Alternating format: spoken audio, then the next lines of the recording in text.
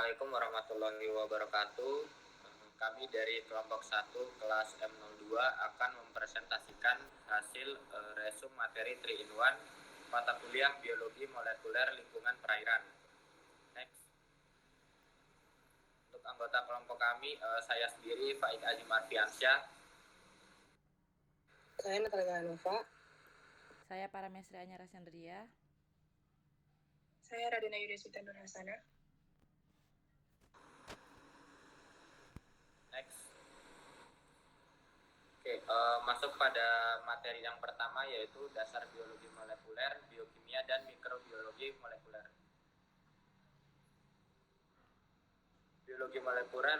Biologi molekuler merupakan bidang yang mengeksplorasi dasar molekuler kehidupan. Biologi molekuler melibatkan studi tentang struktur dan fungsi makromolekul biologis DNA, DNA, RNA, dan protein, serta bagaimana mereka berinteraksi. Beberapa penerapan biologi molekuler adalah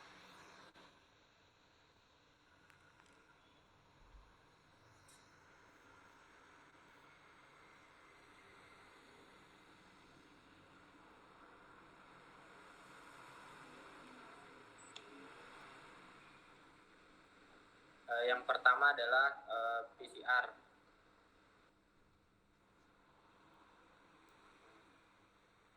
PCR atau polymerase chain reaction adalah teknik yang digunakan untuk memperkuat DNA.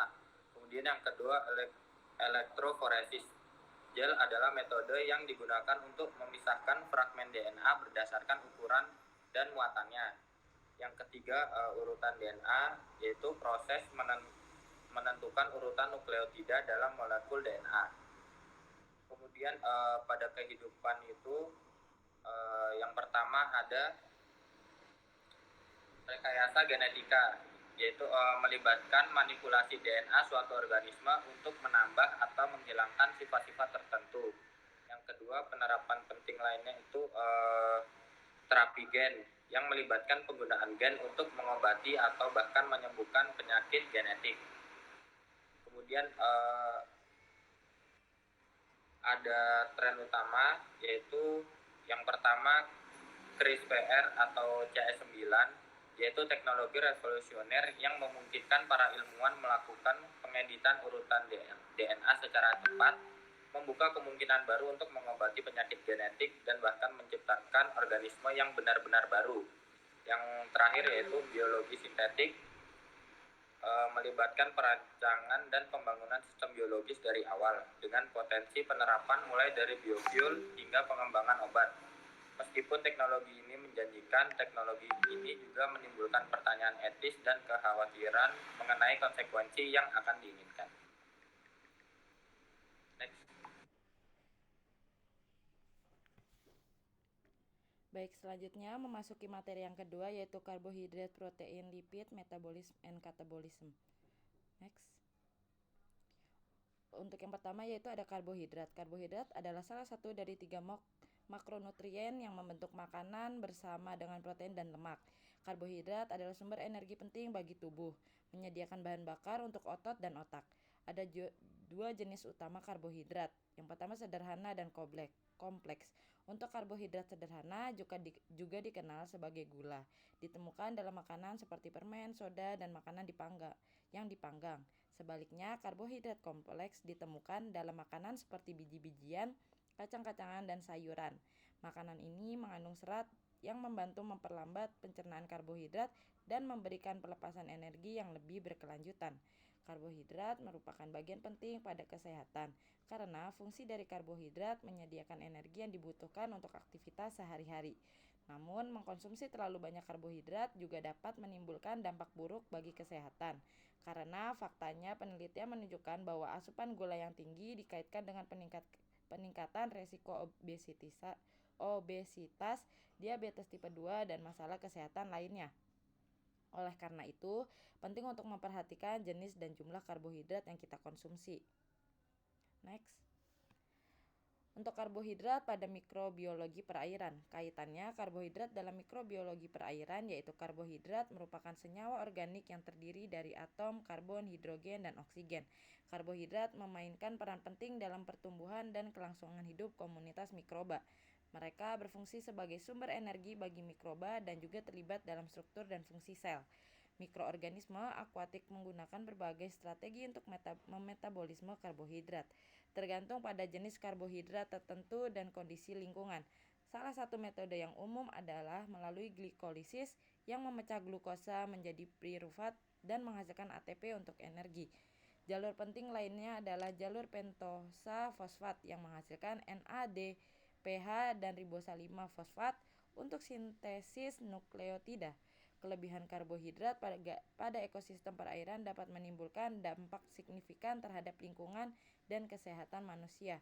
Jika terdapat kelebihan karbohidrat, hal ini dapat menyebabkan pertumbuhan berlebih mikroorganisme seperti alga dan bakteri. Pertumbuhan berlebih ini juga dapat menyebabkan penurunan kadar oksigen terlarut yang dapat membahayakan ikan dan organisme akuatik lainnya. Dalam kasus yang parah, hal ini dapat menyebabkan kematian ikan dan bencana ekologi lainnya. Next. Untuk yang kedua yaitu ada protein. Protein adalah molekul kompleks yang memainkan peran penting dalam tubuh manusia. Mereka terdiri dari asam amino yang dihubungkan satu sama lain untuk membentuk rantai panjang. Rantai ini kemudian terlipat menjadi bentuk 3 dimensi unik yang menentukan fungsi protein. Tanpa protein yang cukup, tubuh tidak dapat berfungsi dengan baik dan mungkin mengalami berbagai efek negatif terhadap kesehatan. Oleh karena itu, penting untuk memastikan asupan protein yang cukup melalui pola makan seimbang. Protein adalah makronutrien penting yang memainkan peran penting dalam membangun dan memperbaiki jaringan, enzim, hormon, dan molekul lain dalam tubuh. Makanan ini tidak hanya menawarkan protein tetapi juga mengandung nutrisi penting lainnya seperti serat, vitamin, dan mineral. Penting untuk diingat bahwa sumber protein yang berbeda memiliki kadar asam amino yang berbeda-beda juga, yang merupakan bahan penyusun protein. Sumber-sumber hewani biasanya mengandung keseimbangan asam amino esensial, sementara sebagai besar sumber nabati kekurangan satu atau lebih asam amino ini. Next. Peran protein pada mikrobiologi perairan. Protein memainkan peran penting dalam fungsi mikrobiologi perairan. Mereka terlibat dalam proses seperti siklus nutrisi, produksi energi, dan komunikasi sel. Enzim yaitu protein yang mengkatalisis reaksi kimia bertugas memecah bahan organik menjadi senyawa yang lebih sederhana yang dapat digunakan oleh organisme lain. Protein lain seperti yang terlibat dalam respirasi membantu memecah bahan organik untuk melepaskan energi. Penelitian terbaru menunjukkan bahwa perubahan kondisi lingkungan dapat menyebabkan perubahan signifikan dalam ekspresi protein pada mikroorganisme perairan. Misalnya, penelitian yang dilakukan pada bakteri laut menemukan bahwa perubahan tingkat salinitas menyebabkan perubahan ekspresi protein utama yang terlibat dalam osmoregulasi. Next. Selanjutnya ada lipid. Lipid adalah sekelompok biomolekul yang mencakup lemak, minyak, lilin, dan steroid. Salah satu fungsi terpenting lipid adalah penyimpanan energi. Lipid juga menyediakan isolasi dan bantalan bagi organ dan terlibat dalam produksi hormon dan sinyal sel. Lipid adalah beragam molekul yang memainkan peran penting dalam tubuh. Ada beberapa jenis lipid, masing-masing memiliki sifat dan fungsi uniknya sendiri. Lemak misalnya adalah sejenis lipid yang digunakan untuk penyimpan energi. Lilin ada jenis lipid yang ditemukan pada tumbuhan dan hewan yang berfungsi sebagai lapisan pelindung. Terakhir yaitu ada steroid, adalah sejenis lipid yang memainkan peran penting dalam produksi hormon dan sinyal sel. Next. Selanjutnya ada fungsi lipid pada mikrobiologi perairan. Yang pertama ada penyimpanan energi. Lipid berfungsi sebagai sumber energi bagi mikroorganisme di lingkungan perairan. Mereka dapat dipecah untuk melepaskan energi saat dibutuhkan. Yang kedua ada struktur membran. Lipid adalah komponen utama membran sel pada mikroorganisme akuatik. Yang ketiga ada transduksi sinyal. Beberapa lipid bertindak sebagai molekul pemberi sinyal yang mengatur berbagai proses seluler dalam mikroorganisme akuatik. Biomarker lipid merupakan senyawa organik yang dapat digunakan sebagai indikator perubahan komunitas mikroba dan siklus biogeokimia pada ekosistem perairan. Biomarker lipid dapat digunakan untuk mempelajari dampak pemicu lingkungan seperti polusi dan perubahan iklim terhadap komunitas mikroba di ekosistem perairan. Next. Selanjutnya ada metabolisme. Metabolisme adalah proses yang sangat diatur yang melibatkan konservasi nutrisi menjadi energi dan molekul penting lainnya. Ada beberapa faktor yang mempengaruhi pengaturan metabolisme antara lain hormon, enzim, dan sistem saraf. Adaptasi metabolik mikroorganisme perairan berdasarkan penelitian terbaru yang menunjukkan bahwa mikroorganisme akuatik mampu menyesuaikan proses metabolisme sebagai respon terhadap perubahan kondisi lingkungan. Beberapa spesies ditemukan meningkatkan ekspresi gen yang terlibat dalam respirasi anaerobik, sementara spesies lain telah mengembangkan jalur metabolisme unik untuk bertahan hidup dalam kondisi ini. Ada beberapa siklus yang terdapat pada metabolisme mikroba perairan, di antaranya yang pertama ada siklus biogeokimia. Siklus ini berperan penting dalam siklus biogeokimia global seperti siklus karbon, siklus nitrogen, dan siklus sulfur. Selanjutnya yang kedua ada siklus karbon. Siklus karbon ini berperan penting dalam pengurangan bahan organik, melepaskan karbon dioksida kembali ke atmosfer atau mengubahnya menjadi senyawa organik melalui fotosintesis. Yang ketiga ada siklus nitrogen yang mengubah gas nitrogen menjadi bentuk yang dapat digunakan oleh tumbuhan dan hewan melalui proses seperti fiksasi nitrogen dan denitrifikasi. Yang terakhir ada siklus belerang yang dapat mengoksidasi atau mereduksi senyawa belerang masing-masing, melepaskan atau mengkonsumsi sulfur dioksida dan hidrogen sulfida. Next. Yang terakhir ada katabolisme. Katabolisme adalah proses penting dalam organisme hidup karena menyediakan energi berbagai aktivitas metabolisme. Ada 3 tahap katabolisme. Yang pertama glikolisis atau glukosa dipecah menjadi pirufat. Yang kedua ada siklus asam sitrat yang dimulai dengan konversi asetil-CoA menjadi sitrat dan diakhiri dengan produksi ATP. Yang ketiga ada fosforilisasi oksidatif. Energi yang disimpan dalam bentuk elektron digunakan untuk menghasilkan ATP. Selanjutnya ada faktor-faktor yang mempengaruhi katabolisme. Yang pertama ada suhu. Ketika suhu meningkat, laju proses katabolisme juga meningkat. Yang kedua ada pH. Mikroorganisme yang berbeda mempunyai kisaran pH optimal yang berbeda untuk katabolisme proses. Next.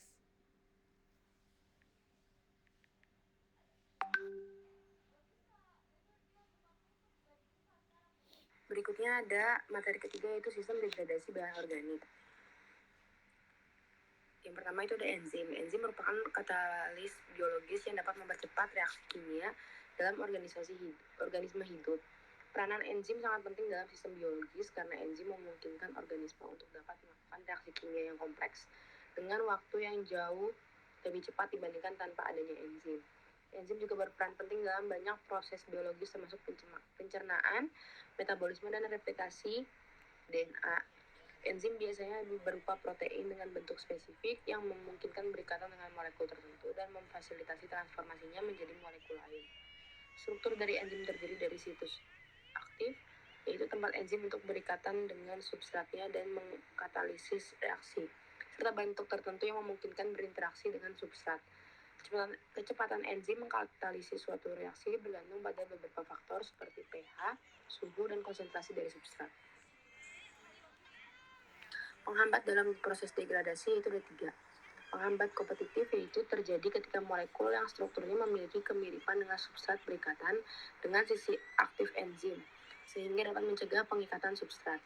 Yang kedua ada penghambat non-kompetitif, yaitu terjadi ketika suatu molekul berikatan dengan situs enzim selain dari enzim tersebut, situs aktif, sehingga menyebabkan perubahan konformasi yang mencegah enzim berfungsi. Lalu ada penghambat tidak kompetitif, yaitu terjadi pada saat suatu molekul berikatan dengan enzim substrat yang kompleks dan mencegah berlangsungnya reaksi. Jenis penghambatan tidak kompetitif jarang terjadi dan biasanya hanya terjadi pada kelas enzim tertentu. Lalu ada degradasi bahan organik. Adalah proses kompleks yang melibatkan pemecahan molekul organik besar menjadi lebih kecil. Enzim bekerja dengan mengikat substrat atau molekul yang mereka butuhkan untuk melakukan proses pemecahan di situs tertentu. Ini disebut situs aktif.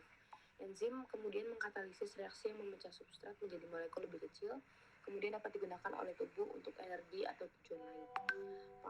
Pengaplikasian sistem degradasi bahan organik mulai dari pengolahan air limbah sampai dengan bioremediasi. Sistem degradasi bahan organik dapat digunakan untuk menghilangkan polutan dan zat kontaminan dari air limbah sehingga aman untuk dibuang ke lingkungan. Lalu sistem degradasi bahan organik ini dalam enzim mengacu pada kemampuan enzim tertentu untuk memecah bahan organik seperti logam dan mineral. Contohnya, enzim eurase memecah urea menjadi amonia dan karbon dioksida sehingga dapat dimanfaatkan oleh organisme lain. Degradasi bahan organik adalah proses kompleks yang disebabkan oleh berbagai faktor, seperti paparan kelembapan yang menyebabkan korosi dan karat, serta fluktuasi suhu karena bahan organik mengemban dan berkontraksi dengan perubahan suhu yang menyebabkan kerusakan. Enzim degradasi bahan organik memiliki berbagai pengaplikasian seperti bioremediasi, pengolahan limbah, dan nanoteknologi. Dan salah satu sistem degradasi bahan organik yang penting adalah siklus nitrogen karena berperan dalam menjaga ekosistem perairan yang sehat. Lalu ada jenis-jenis enzim degradasi. Beberapa jenis enzim degradasi bahan organik memiliki fungsi sendiri secara spesifik, yaitu yang pertama ada oksidoredukase yang mengkatalisis transfer elektron dari satu molekul ke molekul lain. Yang kedua ada hidrolase yang memecah molekul dengan menambahkan air ke dalamnya. Dan tiga ada dialisis yang mengkatalisis pemurusan ikatan kimia tanpa menambahkan atau menghilangkan air. Transferasi yang mentransfer gugus fungsi antara molekul ligase yang bergabung dengan dua molekul bersama-sama.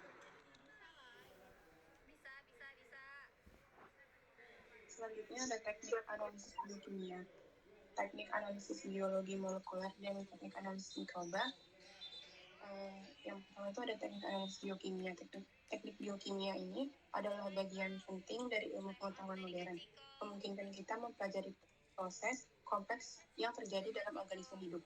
Teknik analisis biokimia adalah alat penting untuk mempelajari mikroorganisme ini dan memahami perannya dalam ekosistem perairan.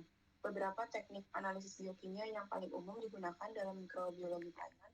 Yang pertama itu uji imunosorben terkait enzim atau ELISA, kemudian PCR, yang terakhir adalah hibridisasi fluoresensi in situ. ELISA ini adalah teknik analisis biokimia yang digunakan untuk mendeteksi dan mengukur antigen mikroba tertentu. ELISA telah digunakan untuk mendeteksi keberadaan racun yang dihasilkan oleh alga berbahaya dalam sampel kerang, kemudian membantu mencegah penyakit manusia akibat mengkonsumsi makanan laut yang terkontaminasi. Selanjutnya PCR adalah teknik ampuh yang digunakan dalam mikrobiologi perairan untuk mendeteksi dan mengukur DNA mikroba. Penggunaan PCR dalam penelitian mikrobiologi perairan adalah dalam mendeteksi pertumbuhan alga yang berbahaya. Yang terakhir ini hibridisasi fluoresensi in situ adalah teknik canggih yang digunakan dalam mikrobiologi perairan untuk memvisualisasikan sel mikroba tertentu. Salah satu contoh yang digunakan dalam penelitian mikrobiologi perairan adalah identifikasi alga berbahaya. Untuk teknik analisis mikroba, yang pertama itu teknik analisis mikroba adalah metode yang digunakan untuk mengidentifikasi dan mengukur mikroorganisme dalam suatu sampel. Proses teknik analisis mikroba melibatkan pengumpulan sampel, mempersiapkan untuk dianalisis, dan kemudian menggunakan berbagai metode untuk mendeteksi dan mengidentifikasi mikroorganisme yang ada. Teknik analisis mikroba memiliki berbagai aplikasi dalam mikrobiologi perairan. Salah satu penerapan penting adalah pemantauan lingkungan, di mana teknik ini digunakan untuk melacak perubahan populasi mikroba dari waktu ke waktu. Kemudian teknik analisis mikroba juga digunakan dalam bioremediasi, suatu proses yang menggunakan mikroorganisme untuk mencegah polutan di lingkungan.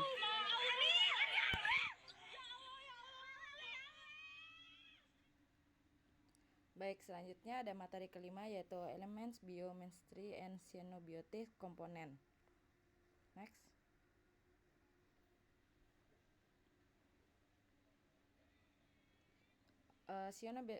Cyanobiotik merupakan zat kimia asing yang ditemukan di dalam suatu organisme yang tidak diproduksi secara alami atau mencakup zat yang hadir dalam konsentrasi lebih tinggi dari biasanya.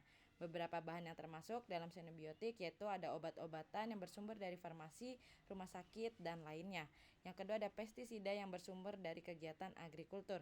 Yang ketiga ada bahan kimia yang umumnya bersumber dari industri kimia. Nah, selanjutnya ada biotransformasi. Biotransformasi merupakan proses metabolisme yang terjadi terutama di hati dan membantu memfasilitasi ekskresi zat eksogen dan endogen. Beberapa reaksi dapat merubah struktur kimia dari zat tersebut. Beberapa reaksi dapat merubah struktur kimia reaksi yang terkatalisis oleh enzim dapat menyebabkan substrat menjadi tidak aktif, aktif, dan bahkan beracun. Kemudian pada bagian situs metabolisme ekstrahepatik seperti dinding usus, paru-paru, ginjal, plasenta, dan lainnya, dapat terjadi konjugasi sulfat dan menghasilkan eksterase dan lipase yang penting untuk metabolisme produk. Terdapat dua fase untuk mempertimbangkan metabolisme xenobiotik, yaitu fase 1 dan fase 2. Reaksi fase 1 dan fase 2 memiliki beberapa fungsionalisasi, yaitu oksidasi, pengurangan, dan reaksi hidrolitik. Pada reaksi fase 1, xenobiotik umumnya diubah menjadi turunan hidrolisasi yang lebih polar. Oksigen digunakan untuk menghilangkan gugus amina dari suatu molekul dan menghasilkan aldehida dan amonia yang sesuai. ADH memiliki peran untuk mendetoksifikasi etanol yang masuk dengan mengubah menjadi aldehida. Aldehida yang dihasilkan lebih beracun daripada etanol dengan cepat diubah menjadi asetat oleh aldehida dehidrogenase dan molekul lain yang mudah dimanfaatkan oleh sel. Pada reaksi fase 2 terdapat 5 jenis reaksi, yaitu diantaranya yang pertama glukuronidasi, yang kedua sulfasi, yang ketiga konjugasi dengan glutationi, yang keempat asetilasi, yang terakhir metilase. Next.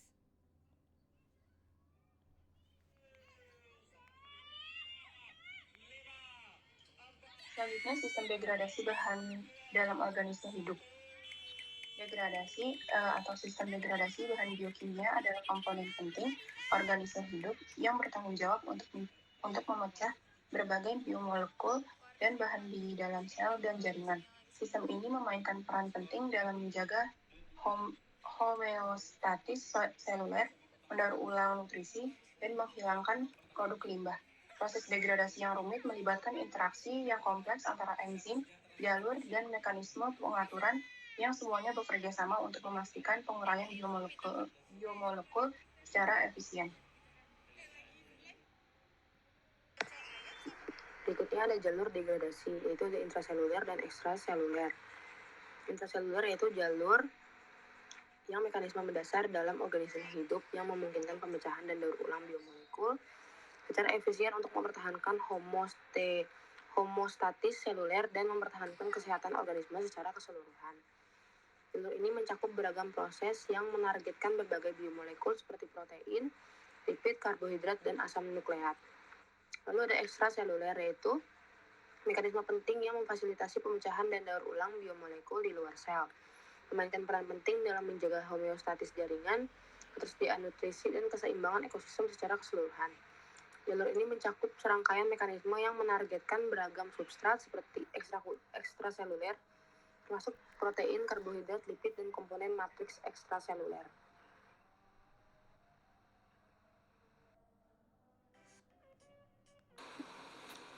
Masuk pada materi ketujuh, yaitu teknik RAPD, RFLP, dan sequencing. Yang pertama RAPD atau Random Amplified Polymorphic DNA merupakan sebuah metode analisis genetik yang diadaptasi dari teknik PCR.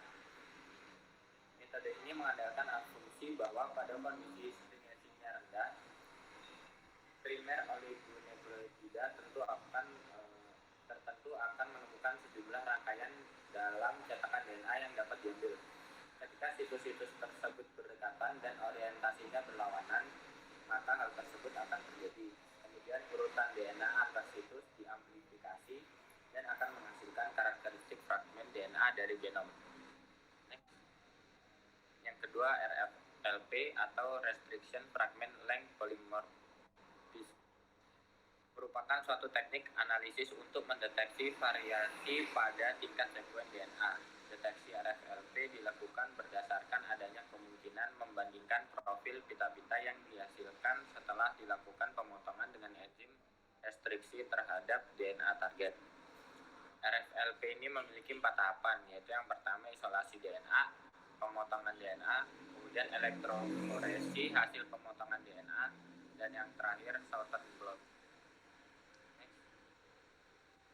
Di sini ada beberapa keunggulan dari RFLP. Yang pertama, menunggal hubungan kekerabatan dari beberapa individu yang dianalisis. Kemudian menduga ada tidaknya variasi genetik dari koleksi plasma nutfah. Yang ketiga, memonitor proses seleksi melalui lingkaran berbagai karakter. Kemudian memilah-milah komponen genetik dari karakter kuantitatif. Kemudian menganalisis gen yang berasal dari proses transformasi genetik. Kemudian bersifat kodominan sehingga dapat mendeteksi adanya heterozigositas. Dan yang terakhir, memiliki kemampuan pengelompokan pada tingkat spesies dan populasi. Next. Yang terakhir di sini ada analisis sekuen DNA. Jadi analisis sekuen DNA merupakan metode untuk mengetahui urutan basa nukleotida pada suatu gen atau genom.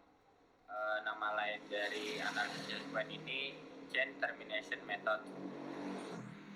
Sequencing merupakan metode untuk menentukan urutan basa nukleotida adenin, guanin, sitosin, dan timin pada DNA yang nantinya akan menentukan urutan asam amino dan dapat menentukan struktur protein beserta fungsinya. Di sini ada dua teknik sequencing yang digunakan, yaitu yang pertama Maxam and Gilbert itu menggunakan chemical sequencing, dan yang kedua teknik Sanger yaitu menggunakan dideoxynucleotide trifosfat atau DDNTPS. Next. Selanjutnya, prinsip dasar analisis molekuler dalam bioteknologi. Pengujian biologi molekuler, perkembangan pesat dalam keilmuan hayati, khususnya di bidang biologi molekuler, telah mempercepat laju perkembangan bioteknologi. Kajian ilmu ini merujuk pada wilayah kehidupan dalam skala molekuler dengan segala interaksinya yang meliputi DNA, RNA, protein sintesis, dan pengaturan serta ekspresi-ekspresinya.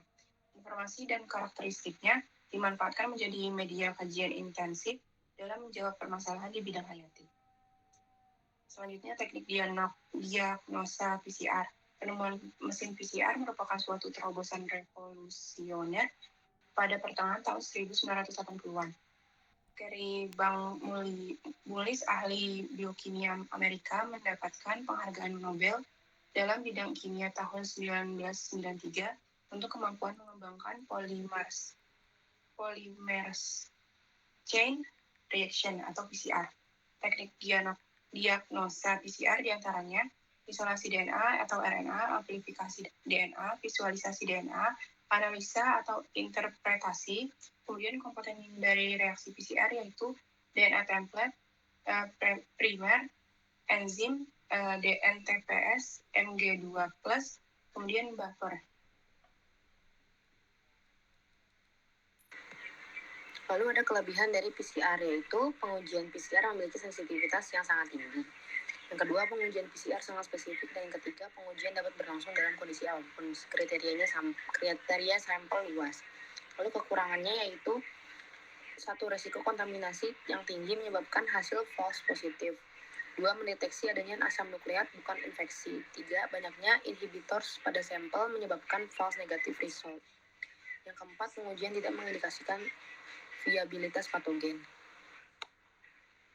Lalu faktor-faktor yang mempengaruhi keberhasilan PCR itu ada jenis sampel atau jaringan yang digunakan dalam mengekstraksi DNA, 2, kuantitas dan kualitas DNA, 3, panjang fragmen DNA yang diamplifikasi, dan terakhir spesifisitas primer.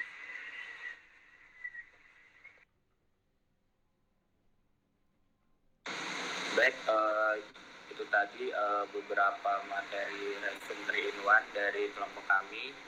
Jika ada kurang kami mohon maaf. Terima kasih. Wassalamualaikum warahmatullahi wabarakatuh.